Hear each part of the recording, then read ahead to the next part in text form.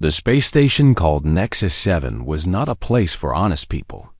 It floated in the dark space between three lawless systems, and it welcomed criminals, smugglers, and killers with open arms. The corridors smelled of burned metal and cheap alcohol. The lights flickered because nobody cared enough to fix them. And in every shadow, dangerous creatures watched and waited. Grezik had worked as a bartender on Nexus 7 for 20 years. He was a small gray alien with 4 arms and tired eyes. He had seen everything. He had served drinks to warlords and murderers. He had cleaned blood off his counter more times than he could count. Nothing surprised him anymore.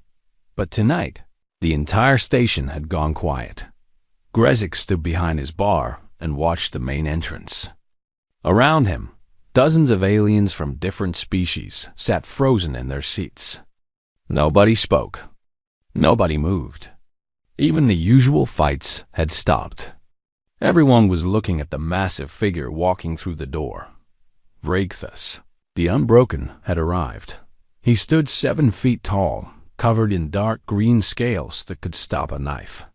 His eyes were yellow and cold like a dead star. His claws were long enough to tear through metal, and his teeth were sharp enough to bite through bone. He wore armor made from the hulls of ships he had destroyed, and he carried weapons that most species could not even lift.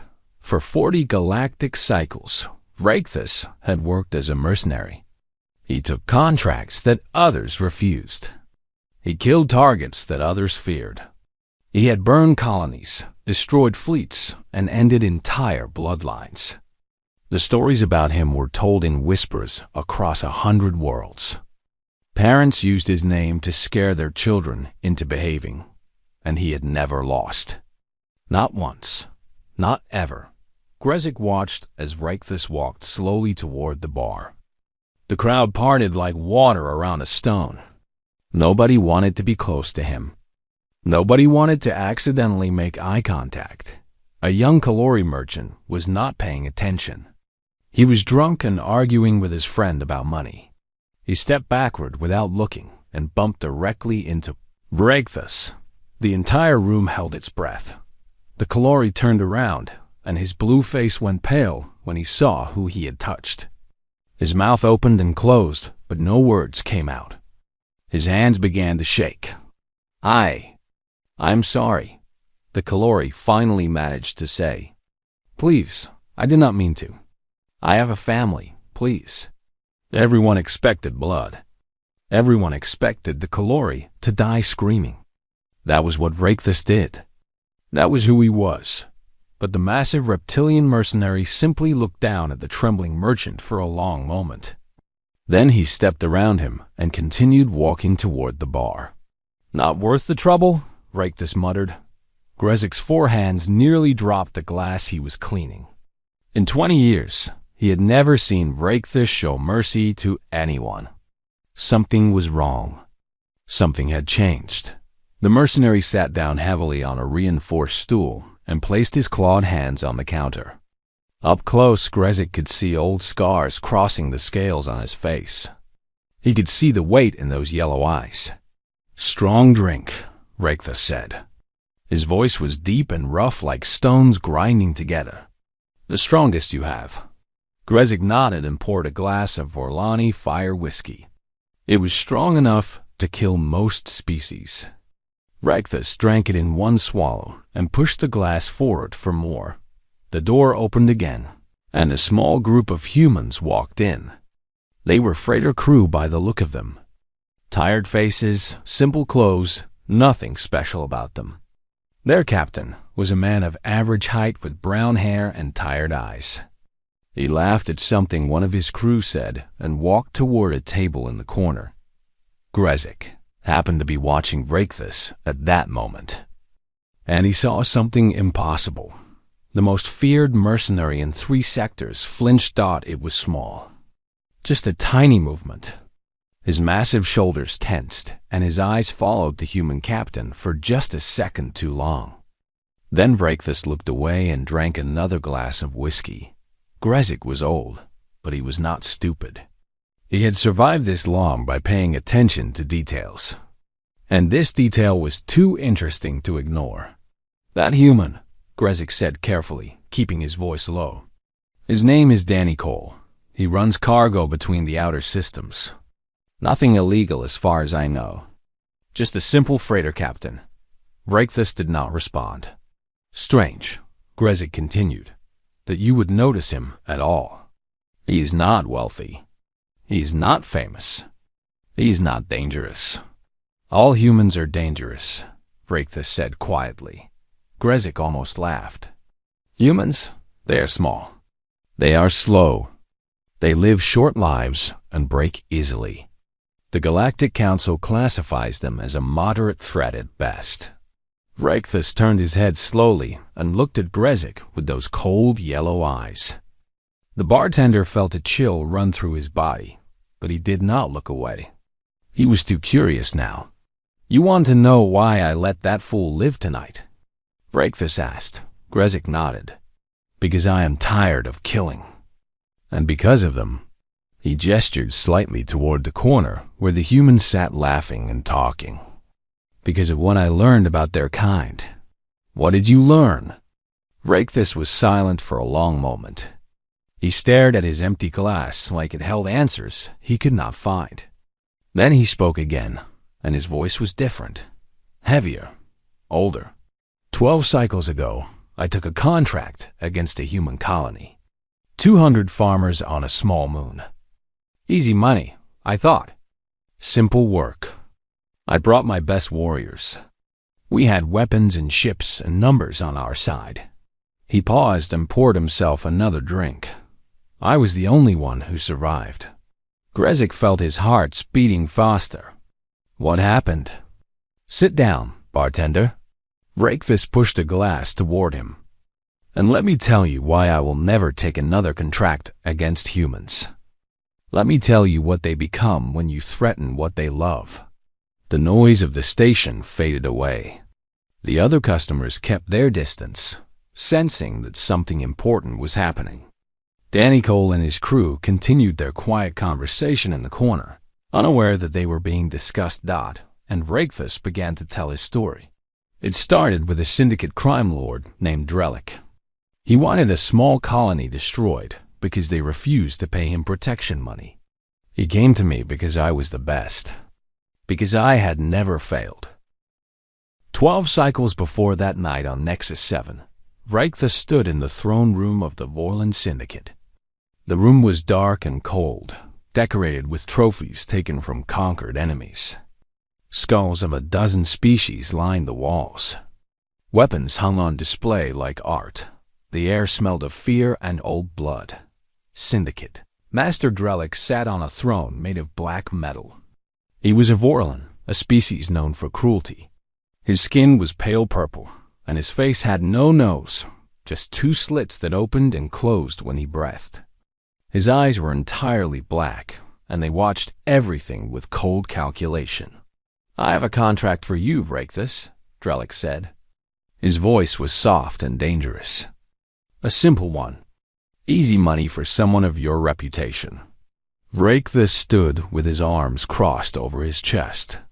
He did not bow to anyone, not even crime lords. "I do not take simple contracts. My services are expensive. This one will pay well."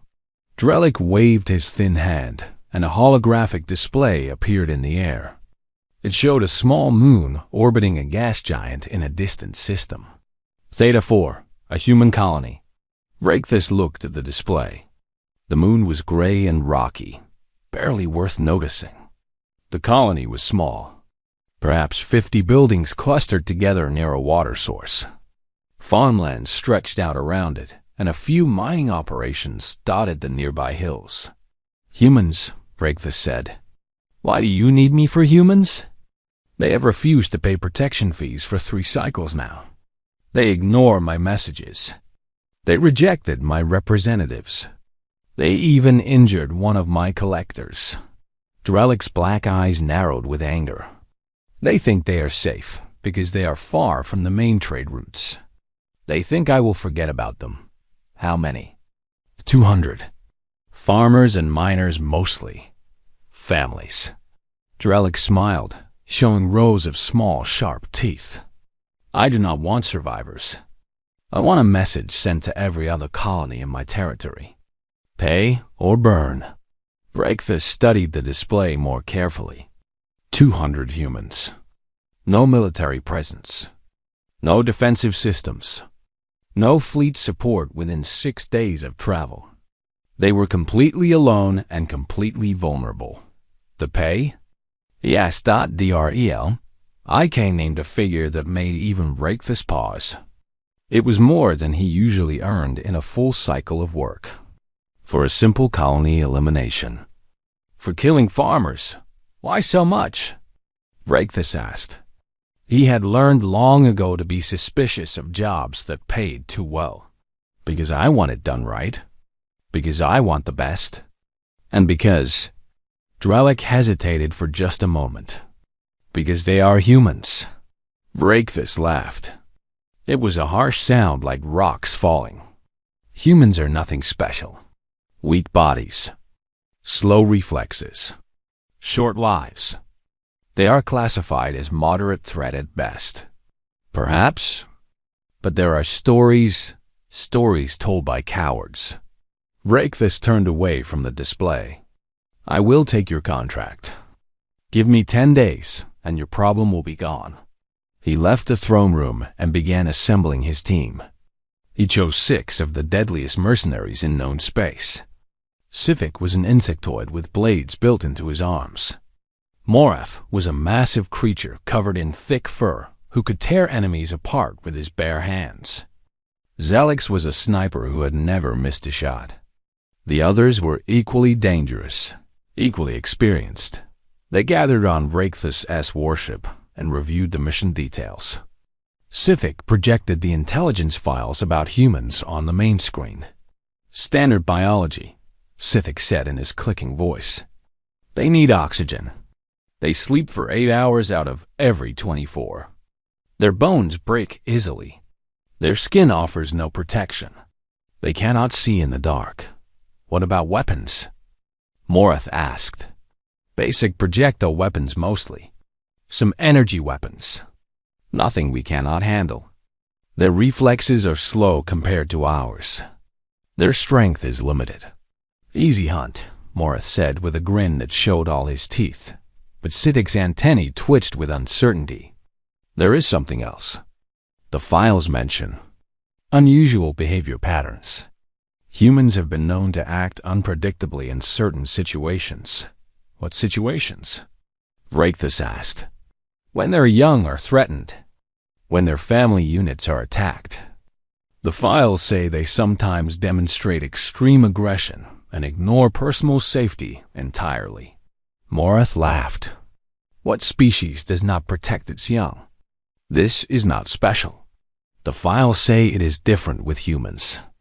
They do not retreat even when defeat is certain. They fight until death rather than surrender. Breakfast waved his clawed hand dismissively. Every prey fights when cornered. It does not make them dangerous. It makes them desperate. Desperate creatures make mistakes. The team agreed. They had killed thousands of targets across dozens of species. They had faced warriors far more dangerous than farmers with basic weapons. This contract was easy money. The journey to Theta 4 took 5 days. Breakfast spent the time maintaining his weapons and studying the colony layout. He identified the main buildings, the power generators, and the communication hub. He planned his attack carefully. Not because he expected difficulty, but because professionalism was how he had stayed alive for so long. On the 6th day, they entered orbit around Theta-4. The moon was even smaller than it had looked in the holographic display. The colony was a tiny spot of light on a gray and lifeless surface. Breakfast almost felt insulted that someone was paying so much for such a minor target. He opened a communication channel to the colony. A human face appeared on the screen. It was a man with gray hair and a tired face. He wore simple farmer clothes and had dirt under his fingernails. This is Kevin Marshall, Colony administrator, the man said. Who is this? I am Breakfast. You have 1 hour to gather your people in the central square and surrender. Anyone who resists will be killed. Anyone who hides will be found and killed. You have no fleet support within 6 days. You have no weapons that can harm my ship. Your only choice is surrender. Kevin Marshall looked at him calmly. Too calmly, Breakfast thought later. But at that moment, he did not notice. And if we surrender? Kevin asked. Then your deaths will be quick. The human was silent for a moment. His eyes seemed to look straight through the screen, straight into Breakfast. I see. Thank you for the warning. The communication ended. Breakfast turned to his crew with a predator's smile. Prepare for landing. This will be over before nightfall. He had no idea how wrong he was. Kevin Marshall stood in the communication hub and watched a black warship hanging in the sky above his colony. His hands were steady. His heartbeat was calm. He had seen ships like that before, a long time ago, in a life he thought he had left behind. His daughter Laura ran into the room. She was 28 years old with dark hair and her mother's sharp eyes. She worked the communication systems for the colony, handling trade requests and weather reports and all the small daily business of farming life. Dad, who was that? What did he want? A mercenary named Breakfast. He is here to kill us all. Laura's face went pale. What? Why? What do we do? Kevin turned to look at her, and something in his eyes changed. The tired farmer disappeared. The gentle father disappeared. What replaced them was something colder, something harder, something that Laura had never seen in her entire life. Ring the emergency bell, Kevin said. His voice was different now, quieter, more controlled. Gather everyone in the main hall. Tell them to bring their families. Should I send a distress signal? Yes, but the nearest fleet is 6 days away. Help will not arrive in time to save us. We must save ourselves. Laura ran to do as he asked. Kevin walked to his small house at the edge of the colony. He moved aside his bed and opened a hidden panel in the floor. Inside was a military-grade rifle, a sidearm, body armor, and a knife with a worn handle. He had not touched these things in 12 years. He had hoped he would never touch them again. 10 minutes later, 200 colonists filled the main hall. They were farmers with calloused hands, miners with dust on their clothes, teachers, engineers, doctors. Children sat with their parents, confused and scared by the sudden emergency. Kevin stood at the front of the hall and looked out at his people. He knew them all by name. He had helped them build this colony from nothing. He had delivered some of their children into the world. In less than 1 hour, he said, a mercenary force will land here and try to kill every one of us. Men, women, and children. They were hired by the Vorlon Syndicate because we refused to pay their criminal fees. Voices rose in fear and confusion. Parents held their children tighter. Some people began to cry. Quiet. Kevin's voice was not loud, but it cut through the noise like a blade. The hall fell silent. I know you are scared. I know most of you came here looking for peace, a quiet life, a safe place to raise your families. He paused and looked around the room. But I also know who you really are. I know why you chose this distant moon in the middle of nowhere. I know what you were before you were farmers. He pointed to a large man with a gray beard. Scott, 20 years in special operations, 3 silver stars. He pointed to a thin woman with kind eyes. Beth, Marine Corps, 14 years, sniper qualified. He pointed to an old man sitting with 3 grandchildren. Marcus, intelligence officer, 30 years of service. One by one, Kevin named them. Soldiers, intelligence officers, combat medics, pilots, special forces. They had come from different branches and different countries and different wars. They had all done their duty. They had all seen enough blood, and they had all come to Theta 4 looking for quiet and peace. But peace was no longer an option. "I will not lie to you," Kevin said. "Help is 6 days away. We have basic weapons and no military vehicles. We are outnumbered and outgunned. Many of us will die." He paused, and his voice grew harder. "But our children will not, because we are going to hold this colony until help arrives. We are going to show these mercenaries why humans were never meant to be prey." The fear in the room began to change. Kevin could see it in their eyes. Old instincts waking up, old training remembered. The peaceful farmers were disappearing, and something else was taking their place. "Hidden weapons cache is under the supply building," Kevin continued. "Defense positions are marked on the emergency maps. Scott, you have northern approach. Beth, take the water tower for overwatch. Marcus, coordinate communications. Lavra will maintain contact with the fleet." He looked at the children still clinging to their parents. "Everyone under 16 goes to the underground shelter. It was designed to survive anything short of orbital bombardment. No matter what happens above ground, they will be safe." Within 30 minutes, the colony transformed. Weapons appeared from hidden locations. Farmers put on body armor that still fit after years of peace. Defensive positions were established using farming equipment and mining vehicles as cover.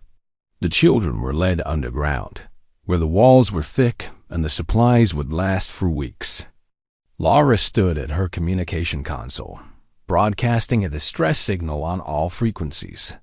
She watched her father moving between positions, checking weapons, encouraging defenders. She barely recognized him. "Dad," she said when he passed her station. "Who are you?" Kevin paused and looked at her with something like sadness. "I am the man who buried that question a long time ago.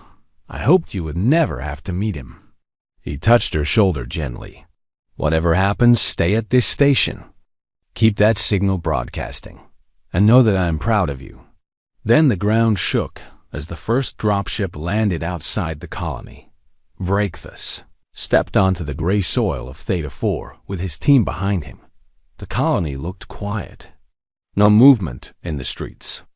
No sounds of panic. He found this strange, but he assumed the humans were hiding in their homes, too scared to face death.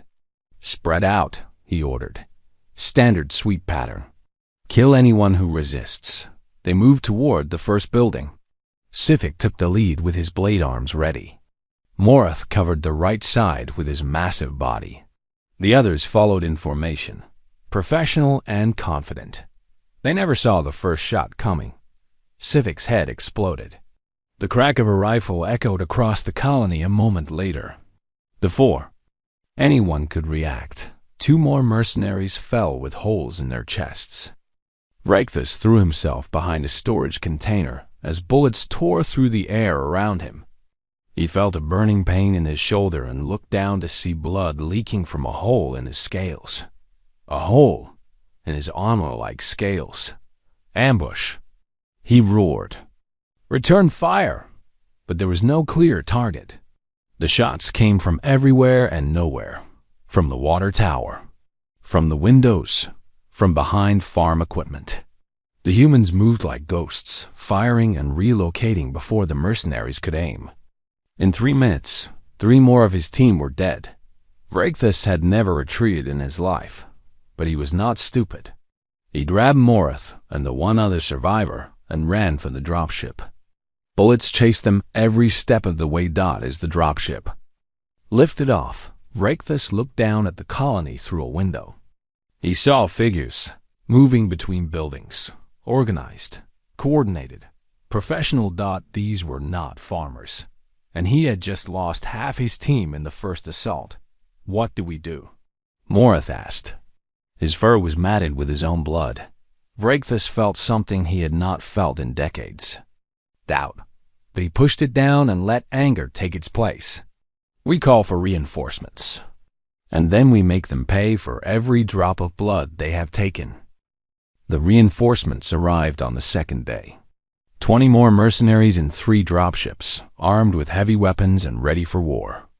Reichthus stood on his warship and watched them land outside the colony, with his remaining original team members and the new arrivals. He had 23 killers ready to finish the job. Surely, he thought, this would be enough, but he was wrong. The siege of Theta 4 lasted 6 days. 6 days of blood and fire and death. 6 days that would haunt Reichthus for the rest of his life. On the first day of the siege, the mercenaries pushed into the outer edge of the colony. They took heavy casualties but managed to destroy 3 defensive positions. They thought they were winning. That night, the humans counterattacked. They moved through the darkness like shadows, using tunnels that the mercenaries had not known existed. By morning, 8 more mercenaries were dead, and the outer positions were back in human hands. On the second day, Reichthus ordered a bombing run from his warship. The explosions destroyed half the colony. When the smoke cleared, the mercenaries moved in expecting to find only corpses.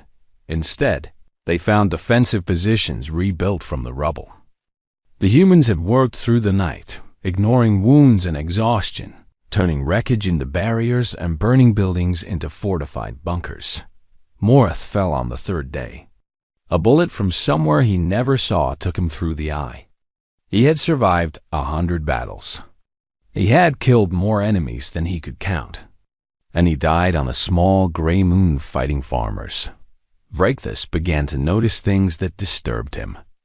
Things that did not match his understanding of how prey behaved. On the 4th day, he watched a human named Scott get shot in the leg during a firefight. Any reasonable creature would have crawled to safety, would have called for help, would have prioritized survival. Instead, Scott tied his belt around the wound to stop the bleeding, picked up a fallen weapon, and continued fighting for another 2 hours before finally passing out from blood loss. Later that same day, a woman named Beth held a defensive position alone when her squad was forced to retreat. She was outnumbered 6 to 1. She should have run. She should have surrendered. Instead, she held that position for 9 hours, killing 11 mercenaries before she ran out of ammunition. When a mercenary finally reached her position, he found her waiting with a knife. She killed him too, before the others brought her down. On the 5th day, the humans were pushed back to the center of the colony. Their numbers were fewer now. Many were wounded. They had been fighting without sleep for days. Victory for the mercenaries seemed close, but the humans did not act like they were losing. They did not beg. They did not try to negotiate. Every inch of ground cost blood. Every building became a fortress. Parents stood in doorways, blocking access to the underground shelter where the children hid, and they did not move even when death was certain. Reichthus could not understand it. He had conquered species that were physically stronger than humans. He had defeated enemies with better technology and larger numbers. But he had never faced anything like this. This was not courage. It was something else. Something deeper and more terrifying. On the evening of the 5th day, his soldiers finally captured Kevin Marshall. The human leader had been coordinating the defense from a communications building when a mercenary squad broke through. Kevin killed 3 of them before a stun grenade knocked him unconscious. They dragged him back to Reichthus' command post and chained him to a chair. When Kevin woke up, Reichthus was standing in front of him. The mercenary's scales were cracked and bleeding from a dozen wounds. His left eye was swollen shut.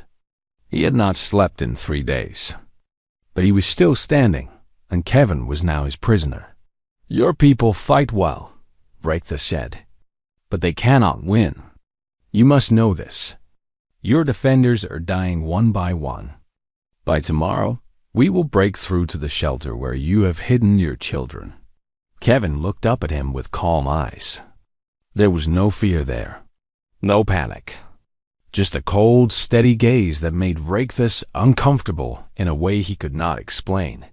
You will never touch them, Kevin said. Reichthus felt anger rising in his chest. He grabbed Kevin's arm and twisted it until the bone snapped. The sound was loud in the quiet room. Kevin did not scream. His face went white with pain, and sweat broke out on his forehead. But he did not scream. Tell me where the emergency entrance is, Reichthus demanded. Tell me, and I will make your death quick. Kevin laughed. It was a broken sound, full of pain, but it was still a laugh. I have had worse than this. You think pain will break me? I have lived with worse pain than you can imagine. Every soldier who came to this colony has. That is why we came here. To forget. To heal. He leaned forward as far as his chains would allow and looked directly into Reichthus' yellow eyes. We did not want this fight. We wanted peace. But you came here and threatened our children, our families. And now you will learn what humans become when everything we love is in danger. Reichthus felt something he had not felt since he was a young warrior fighting his first battle. He felt fear, not of Kevin, not of any single human, but of what he saw in those eyes. A will that would not break, a fire that would not die, a promise that said, we will fight until there is nothing left. He left Kevin in the cell and walked outside. The 6th day was beginning. The sun was rising over the destroyed colony. His forces were ready for the final assault, but Reichthus could not shake the cold feeling in his stomach. The attack began at dawn. The mercenaries pushed forward with everything they had. The humans pushed back with everything they had left. Bodies fell on both sides. Buildings burned. The gray soil turned dark with blood. By midday, only 8 mercenaries were still fighting. Reichthus was one of them. They were close now. So close to the shelter. A few more hours, and it would be over. Then the sky lit up with fire. 2 human warships dropped out of faster than light, traveled directly above the colony. They were military vessels, armed with weapons that made Reichthus' ship look like a toy. Before he could even react, his warship exploded in orbit. The debris fell like burning rain. The 8 remaining mercenaries scattered and ran. The human soldiers poured down from the sky in dozens of dropships. Within hours, 7 of the 8 were dead or captured. Only Reichthus survived, hiding in a cave outside the colony until a human patrol found him. He thought about fighting. He thought about dying on his feet like a warrior. Instead, he dropped his weapons and raised his hands. He wanted to live. He wanted to understand what had happened. He wanted to know how farmers on a forgotten moon had destroyed everything he had built over 40 cycles. The humans bound him and dragged him away, and Reichthus did not resist. The human detention facility was not what Reichthus expected. He had been captured before, long ago in his youth, by a rival mercenary group. They had tortured him for weeks before he escaped. He expected the same from the humans. He expected pain and darkness and cruelty. He prepared himself for it. Instead, they gave him medical treatment for his wounds. They gave him food that was strange, but not unpleasant. They put him in a cell that was clean and well lit. No one beat him. No one threatened him. Guards checked on him regularly to make sure he was healthy. It confused him deeply. 3 weeks after his capture, a human officer came to visit him. The man was perhaps 40 years old, with short gray hair and a face that had seen many battles. He wore a simple uniform with captain's bars on the collar. His name tag said Wells. Captain Ryan Wells sat down across from Reichthus with a small device in his hands. He looked at the massive reptilian prisoner without fear or hatred, just calm curiosity. Do you know how many of my species you killed on Thea 4? Ryan asked. Reichthus did not answer. He stared at the wall and waited for the pain to begin. 63, Ryan said. 63 humans died defending that colony. Soldiers, veterans, people. who had already given enough to their species and just wanted to live in peace. Still, Vreikthus said nothing. Ryan pressed a button on his device, and a holographic display appeared between them. It showed children playing in a field of grass. Human children, laughing and running and chasing each other under a blue sky. "Do you know what this is?" Ryan asked. Vreikthus finally looked at the display. Children. 47 of them. These are the children of Theta 4. Every single one of them survived because their parents and neighbors fought to protect them. Because 63 people gave their lives so that these 47 children could live. The display changed. Now it showed the colony after the battle. Buildings destroyed. Bodies covered with white sheets. Humans carrying wounded comrades through the rubble. "Kevin Marshall survived," Ryan said. "His arm healed. His daughter Lavra is still running communications for the rebuilt colony. They lost friends, family, but they survived." Vreikthus felt something strange in his chest. He had killed thousands over his long career. He had never thought twice about any of them. But something about seeing those children, knowing that his mission had been to kill them, made him feel wrong. "Why are you showing me this?" he asked. Ryan turned off the display and leaned forward. "Because I want you to understand something about humans. Something that might keep you alive in the future." "You are going to release me?" "Eventually, yes." Vreikthus blinked his yellow eyes in surprise. "Why? I killed 63 of your people. I tried to murder children. Any other species would execute me." "We could execute you," Ryan agreed. "It would be legal. It would be fair. Many people would celebrate. But we will not do it. Why not?" Ryan was quiet for a long moment. When he spoke, his voice was thoughtful and slow. "Because we do not enjoy killing. We do not seek war. Every human who fought on Theta 4 would have preferred to live in peace.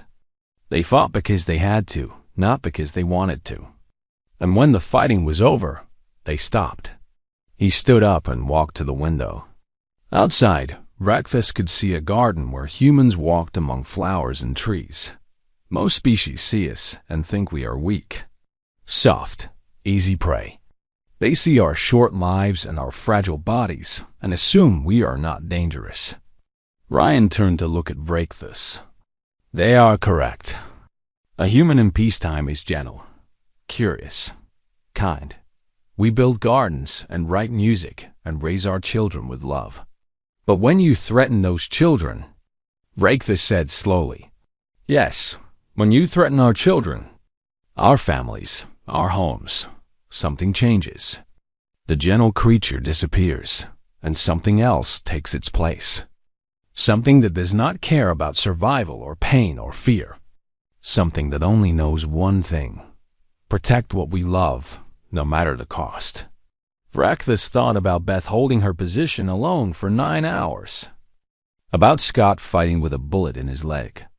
About Kevin laughing through the pain of a broken arm. "You want me to live," he said. "You want me to tell others." Ryan nodded. "Go back to your mercenary work. Take contracts against other species. That is not our concern. But tell them what happened on Theta 4. Tell them what we become when pushed. And tell them to never, ever target human families. You are using me as a message." "Yes." Ryan smiled, but there was no humor in it.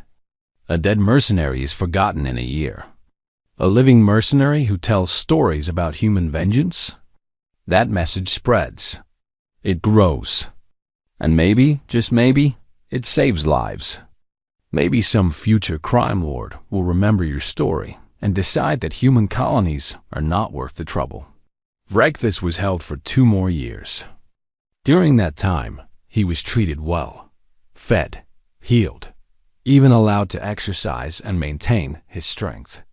The humans asked him questions about mercenary operations and criminal networks. He answered some and refused others. They never forced him. When they finally released him, they gave him a small ship and enough fuel to reach neutral space. Captain Ryan Wells walked him to the landing bay personally. "Remember what you learned here," Ryan said. "And remember this. We let you live.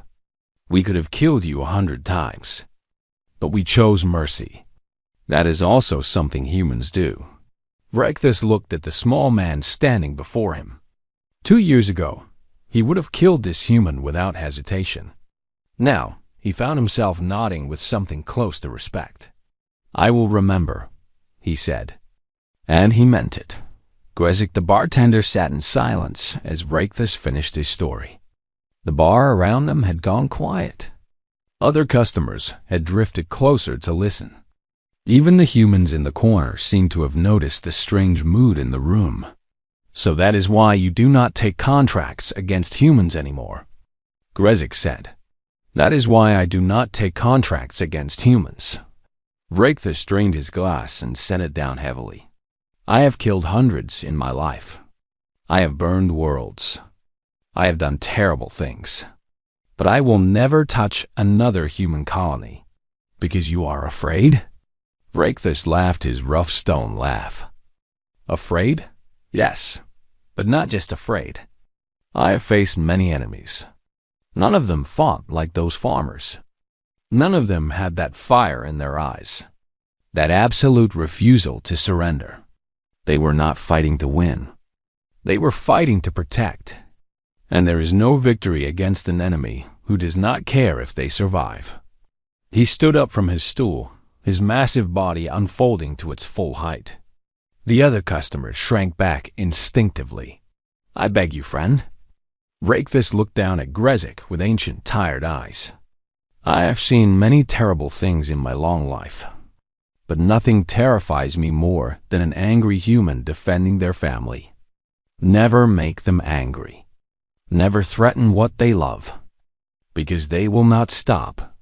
They will never stop. They will fight until there is nothing left of you, or nothing left of them." He turned and walked toward the exit. The crowd parted for him as it always did out in the corner. Danny Cole finished his drink and stood up to leave with his crew. As he walked past Grezik's bar, the bartender noticed something he had not seen before. A faded tattoo on the human's forearm, barely visible under his sleeve, dotted red, Theta 4 survivors. Danny caught Grezik looking and smiled. It was a warm smile, gentle and kind. The smile of a simple freighter captain who wanted nothing more than peaceful work and good friends. But for just a moment, Grezik thought he saw something else in those tired human eyes. A flicker of fire. A shadow of steel dot. Then Danny Cole walked out into the station, and the noise of Nexus 7 swallowed him whole. Grezik picked up Reichthus' empty glass and began cleaning it slowly. He had worked on this station for 20 years. He thought he had seen everything. He had been wrong.